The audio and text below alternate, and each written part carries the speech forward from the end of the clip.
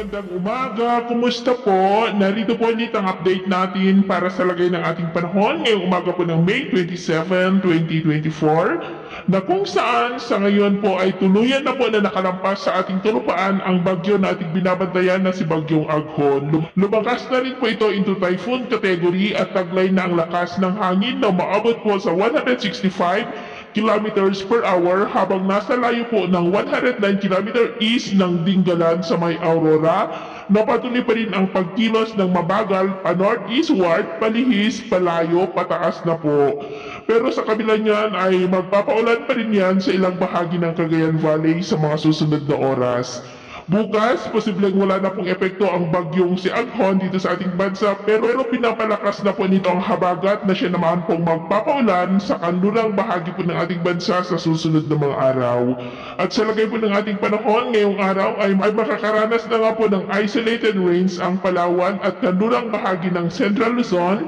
duluyan ng mahinang daloy ng hanging habagat o yung tinatawag po natin na southwesterly wind na hinahatak na nga po ng bagyo. At next week, asahan po natin ang mas maulan na panahon, dulot na po yan ng habagat. Pero sa kabila niyan, ay wala naman pong bagyo na nakikita na kasunod ng bagyong si Aghon. Hanggang sa susunod na 2 linggo ay posibleng storm free na po tayo. Samantala sa ngayon, dahil kay Bagyong Aghon ay nakataas pa rin ang Tropical Cyclone Wind Signal number 3 dyan po sa may Polillo Islands. At mayroon pa rin pong signal number 2 sa may Aurora, the northern and central portions po ng Quezon, sa may Alabat, Perez, Quezon, Gumaca, Lopez, Macalenon, General Luna, Unisan, Pitogo, Plaridel, Agdangan, Padre Burgos, Atimonan, General Nakar, Sampaloc, Pagbilao, Calawag, Lukban, City of Tayabas, Lucena City, Chaong, Candelaria, Sariaya, Dolores, San Antonio, Infanta, Real, Mauban, maging po sa may Laguna, the eastern portion ng Batangas, sa may Tanawan, San Jose, Lipa City, Mataas na Kahoy, Balete, Malvar, Santo Tomas, Cuenca, Ibaan, Padre Garcia, Rosario, San Juan, Tayasan, the eastern portion ng Rizal, sa may Halahala, Pilila, Tanay, Cardona, Binangonan, Morong, Baras, Rodriguez,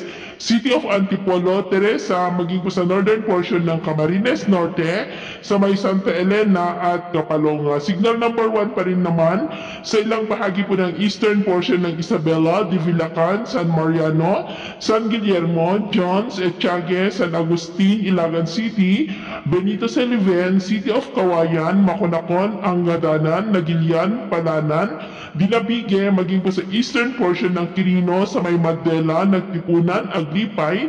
ganon din po sa eastern portion ng Nueva Vizcaya, sa may Alfonso Castañeda, Dupax del Sur, Dupax del Norte, the eastern portion ng Nueva Ecija, sa may General Chonyo, Gabaldon, Bungabon, Pantabangan, Rizal, General Mamerto Natividad, Laur, Palayan City, Peñaranda, San Leonardo, City of Gapan, Cabanatuan City, Santa Rosa, San Isidro, Cabiao, San Antonio, Jaeng, Lianera, maging po sa eastern portion ng Pampanga, sa may Candaba, San Luis, San Simon, Apalit, Santa Ana, Arayat, Mexico, Sasmuan, Macabebe, Masantol, Santo Tomas, Minalin, City of San Fernando, Bacolor, maging po sa southeastern portion po ng Bataan, sa may Pilar, Orion, Limay, maging sa ilang bahagi ng Bulacan, Metro Manila, and the rest of Camarines Norte and the northern portion po ng Camarines Sur. Sa mga susunod po ng mga oras, posibleng mabawasan na po ang mga lugar na mayroong wind signals. Unti-unti na po nagaganda ang panahon sa mga lugar po na dinaanan ng bagyo. Hindi naman pong mabaybayin, iwasan po muna natin ang